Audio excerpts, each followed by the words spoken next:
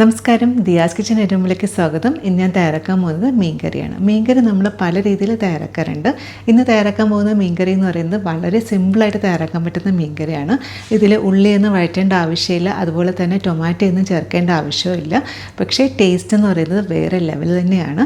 അപ്പോൾ ഇത് വളരെ സിമ്പിളായിട്ട് തയ്യാറാക്കാൻ പറ്റും. പ്രത്യേകിച്ച് ബാച്ചിലേഴ്സിനൊക്കെ ഈസിയായിട്ട് തയ്യാറാക്കാൻ പറ്റുന്നൊരു മീൻകറിയാണ്. തീർച്ചയായും ട്രൈ ചെയ്ത് നോക്കുക. റെസിപ്പി ഇഷ്ടപ്പെട്ടാൽ പറ്റുകയാണെങ്കിൽ ലൈക്കും സബ്സ്ക്രൈബോടും ചെയ്ത് സപ്പോർട്ട് ചെയ്തേക്കണേ. എങ്ങനെ തയ്യാറാക്കാൻ കണ്ടു നോക്കാം. അതിനായി 1/2 കിലോ മത്തി ക്ലീൻ ചെയ്തെടുത്തിട്ടുണ്ട്. കഴിയുമെങ്കിൽ ഇതുപോലെ ഒന്ന് വരഞ്ഞെടുക്കുക. അങ്ങനെയാണെന്നുണ്ടെങ്കിൽ മസാല ഉള്ളിൽ നന്നായിട്ടൊന്ന് പിടിച്ച് കിട്ടും. ഇതുപോലെ ചെറിയ മത്തിയാണെന്നുണ്ടെങ്കിൽ വരഞ്ഞെടുക്കണം നിർബന്ധമില്ല, സമയമുണ്ടെങ്കിൽ വരഞ്ഞെടുക്കുക. ആദ്യത്തെ സ്റ്റെപ്പ് എന്നുള്ളത് കുറച്ച് മസാലകളൊന്ന് ഡ്രൈ റോസ്റ്റ് ചെയ്തെടുക്കണം. അതിന് വേണ്ടിയിട്ട് പാനിലോട്ട് എണ്ണയൊന്നും ഒഴിക്കേണ്ട ആവശ്യമില്ല. എണ്ണ ഒഴിക്കാതെ ചെയ്യുന്നതിനാണ് ഡ്രൈ റോസ്റ്റ് എന്ന് പറയുന്നത്. ഇതിലോട്ട് 2.5 ടേബിൾ സ്പൂൺ കാശ്മീരി മുളക് പൊടി ചേർത്ത് കൊടുക്കാം. കൂടെ തന്നെ 1 ടീസ്പൂൺ മല്ലിപ്പൊടി വളരെ കുറച്ച് അളവിൽ ചേർത്താൽ മതിയാകും. അതുപോലെ തന്നെ 1/4 ടീസ്പൂൺ ഉലുവപ്പൊടി വേണമെങ്കിൽ ഉലുവപ്പൊടി ചേർക്കാം, അല്ലെന്നുണ്ടെങ്കിൽ പച്ച ഉലുവ വേണമെങ്കിലും ചേർക്കാം. ഫ്ലെയിം തീരെ ലോ ആക്കി വെച്ചതിന് ശേഷം ഒരു 3-4 മിനിറ്റ് നന്നായിട്ടൊന്ന് റോസ്റ്റ് ചെയ്തെടുക്കുക. അതായത് ഈ മുളക് പൊടിയുടെയും മല്ലിപ്പൊടിയുടെയൊക്കെ ഒരു പച്ച മണം നന്നായിട്ടൊന്ന് മാറണം. ഉലുവ നമ്മൾ പൊടിക്കുമ്പോൾ ചെറുതായിട്ട് വറുത്തിട്ടാണ് പൊടിച്ചെടുക്കുന്നത്. അതുകൊണ്ട് ഈ സമയം ചേർത്തില്ലെങ്കിലും കുഴപ്പമൊന്നുമില്ല. പക്ഷേ നമ്മൾ ചേർത്ത ആ ഒരു മുളക് പൊടിയുടെയും മല്ലിപ്പൊടിയുടെയും പച്ചമണം നന്നായിട്ടൊന്ന് മാറണം. അപ്പോൾ ഫ്ലെയിം കൂട്ടി വെച്ച് കഴിഞ്ഞാൽ മുളക് പൊടി ആയതുകൊണ്ട് തന്നെ പെട്ടെന്ന് മൂത്ത് പോവും. അങ്ങനെയാണെങ്കിൽ നമ്മുടെ മീൻകറി അത്രയ്ക്ക് ശരിയായി കിട്ടില്ല. മീൻകറി പല രീതിയിൽ തയ്യാറാക്കാറുണ്ട്. ഈ ഒരു മീൻകറി വളരെ സിമ്പിളായിട്ട് തയ്യാറാക്കാം. പ്രത്യേകിച്ച് ബാച്ചിലേഴ്സിനൊക്കെ എളുപ്പത്തിൽ തയ്യാറാക്കാൻ പറ്റുന്ന ഒരു മീൻകറിയാണ്. അതുപോലെ തന്നെ ടേസ്റ്റും അടിപൊളിയാണ്. അങ്ങനത്തെ മുളക് ഒരു 3-4 മിനിറ്റ് ആയിട്ടുണ്ട്. മുളക് ഇതുപോലെ ഒന്ന് വറുത്തെടുത്തിട്ടുണ്ട്. അതിൻ്റെ കളറുണ്ടോ ചെറുതായിട്ട് മാറിയിട്ടുണ്ട്. ഇനി നമുക്ക് ഫ്ലെയിം ഓഫാക്കിയതിന് ശേഷം 1-2 കാര്യങ്ങളും കൂടി ചേർക്കാനായിട്ടുണ്ട്. 1 ടേബിൾ സ്പൂൺ ചിരകിയ തേങ്ങ. ഇതിൽ തേങ്ങ അധികം ചേർക്കില്ല, 1 ടേബിൾ സ്പൂൺ മാത്രം ചേർത്താൽ മതിയാകും. ഇനി 1 കിലോ മീനാണെന്നുണ്ടെങ്കിൽ 2 ടേബിൾ സ്പൂണും അതുപോലെ തന്നെ ബാക്കി ചേരുവകളും കൂടി എക്സ്ട്രാ ചേർക്കണേ. പിന്നെ 3 ചെറിയ ഉള്ളി. അടുത്തായിട്ട് പുളിക്ക് ആവശ്യമായിട്ടുള്ള വാളൻപുളിയാണ് ചേർക്കുന്നത്. വാളൻപുളിക്ക് പകരം വേണമെങ്കിൽ കുടംപുളി വേണമെങ്കിലും ചേർക്കാം. ഞാൻ ഇന്ന് വാളൻപുളിയാട്ടോ ചേർക്കുന്നത്. അതുപോലെ തന്നെ ഈ ഒരു മീൻകറിയിൽ നമ്മൾ ടൊമാറ്റോയും ചേർക്കില്ല. അതുകൊണ്ട് തന്നെ എത്രത്തോളം പുളി ആവശ്യമുണ്ടോ അതനുസരിച്ച് പുളി ചേർത്ത് കൊടുക്കുക. പ്രത്യേകിച്ച് മത്തിക്കൊക്കെ പുളിയും എരിവും കുറച്ച് മുന്നിട്ട് നിൽക്കണം കേട്ടോ, കുറച്ചും കൂടി ടേസ്റ്റി ആയിട്ടുള്ളത്. ഇപ്പോൾ ഫ്ലെയിം ഓഫാണ്. ആ ചൂടി കിടന്ന് തന്നെ ആ ഒരു നമ്മൾ ചേർത്ത ആ ഒരു തേങ്ങയും അതുപോലെ തന്നെ പുളിയും എല്ലാം ഒന്ന് സോഫ്റ്റായിട്ട് കിട്ടും. അപ്പോൾ എല്ലാം കൂടി 1 മിനിറ്റും കൂടി ഇതുപോലെ നന്നായിട്ടൊന്ന് ഇളക്കി കൊടുക്കുക. ആവശ്യത്തിന് കരിവേപ്പില കൂടെ ചേർത്ത് കൊടുക്കുക. പിന്നെ ഇതിലിപ്പോൾ നമ്മൾ മുളക് പൊടിയാണ് ചേർത്തത്. മുളക് പൊടിക്ക് പകരം വറ്റൽമുളക് വേണമെന്നുണ്ടെങ്കിലും ചേർത്ത് നന്നായിട്ടൊന്ന് മൂപ്പിച്ചതിന് ശേഷം മിക്സിയിലൊന്ന് അടിച്ചെടുക്കുക. മിക്സിയിൽ അടിച്ചെടുക്കുന്ന കാട്ടിലും പണ്ടൊക്കെ അമ്മിക്കല്ലിലാട്ടോ ഇങ്ങനെയൊക്കെ അരച്ചെടുക്കുന്നത്. അതിൻ്റെ ഒരു സ്വാദം ഒന്ന് വേറെ തന്നെയാണ്. അങ്ങനെ 1 മിനിറ്റ് നന്നായിട്ടൊന്ന് ഇളക്കി എടുത്തിട്ടുണ്ട്. ഇനി തണുക്കാനായിട്ട് മാറ്റി വയ്ക്കാം. തണുത്തതിന് ശേഷം മിക്സിയുടെ ജാറിലോട്ട് മാറ്റിയിട്ട് ഇതൊന്ന് അരച്ചെടുക്കാനായിട്ടുണ്ട്.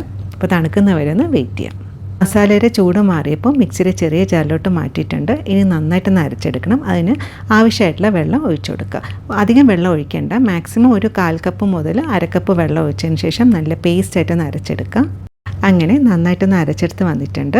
ഇതുപോലെ നല്ല പേസ്റ്റായിട്ട് തന്നെ അരഞ്ഞ് കിട്ടണം. ഇതിൽ ചേർത്തേക്കുന്ന വാളൻപുളിയും അതുപോലെ തന്നെ ചെറിയ ഉള്ളിക്ക് നന്നായിട്ടൊന്ന് അരഞ്ഞ് കിട്ടണം. അപ്പോൾ നമ്മൾ അധികം വെള്ളം ഒഴിച്ച് കഴിഞ്ഞാൽ ഇതുപോലെ നന്നായിട്ടൊന്ന് അരഞ്ഞ് കിട്ടില്ല.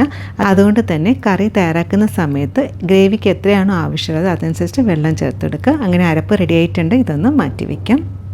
നമുക്ക് മീൻകറി തയ്യാറാക്കാം. അതിനായിട്ട് മൺചട്ടിയിലോട്ട് ഒരു ചെറിയ സ്പൂണ് വെളിച്ചെണ്ണ ഒഴിച്ചു കൊടുക്കുക.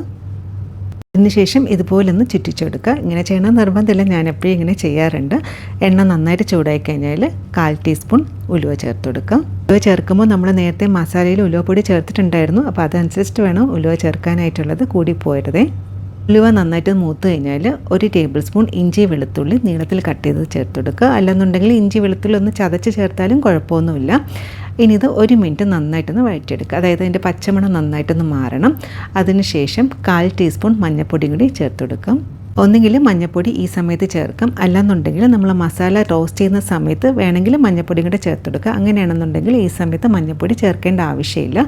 മഞ്ഞൾപ്പൊടി കൂടെ ചേർത്ത് കഴിഞ്ഞാൽ മഞ്ഞൾപ്പൊടിയുടെ പച്ചമണം മാറുന്നവരെ നന്നായിട്ടൊന്ന് വഴറ്റിയെടുക്കുക. അതിനുശേഷം നമ്മൾ നേരത്തെ റെഡിയാക്കി വെച്ചിരിക്കുന്ന അരപ്പ് ഇതിലോട്ട് ഒഴിച്ചു കൊടുക്കുക. അരപ്പും എല്ലാ കാര്യങ്ങളും കൂടി നന്നായിട്ടൊന്ന് യോജിച്ച് കിട്ടാനായിട്ട് 1-2 മിനിറ്റ് നന്നായിട്ടൊന്ന് മിക്സാക്കി എടുക്കുക.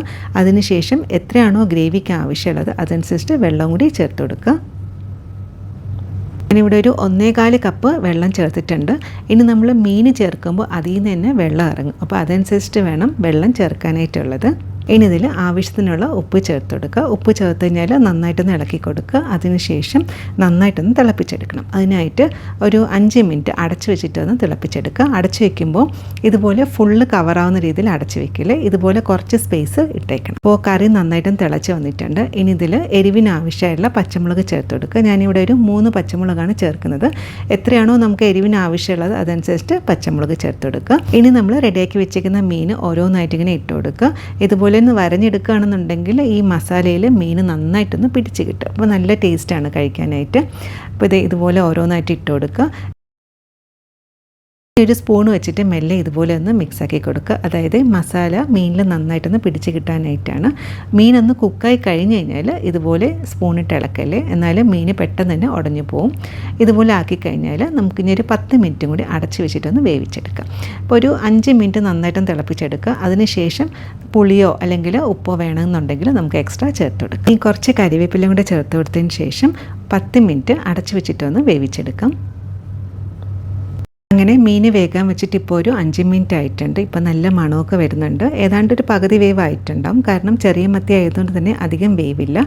ഇനി ഇത് സ്പൂണിട്ട് ഇളക്കല്ലേ, ഇതുപോലെ ഒന്ന് ചുറ്റിച്ചെടുക്കേ ചെയ്യാവൂ. കണ്ടോ, എണ്ണയൊക്കെ ചെറുതായിട്ടും തെളിഞ്ഞ് വന്നിട്ടുണ്ട്. ഇനി ഈ സമയം നമുക്ക് ടേസ്റ്റ് ചെയ്ത് നോക്കുക. അതായത് ഉപ്പും പുളിയും കറക്റ്റാണോ നോക്കുക. ആവശ്യമാണെങ്കിൽ നമുക്ക് എക്സ്ട്രാ ചേർത്ത് കൊടുക്കാം. ടേസ്റ്റ് ചെയ്ത് നോക്കിയപ്പോൾ ഉപ്പും പുളിയൊക്കെ പാകത്തിനാണ്. ഒരു 5 മിനിറ്റും കൂടി അടച്ചു വെച്ചിട്ടൊന്ന് വേവിച്ചെടുക്കാം.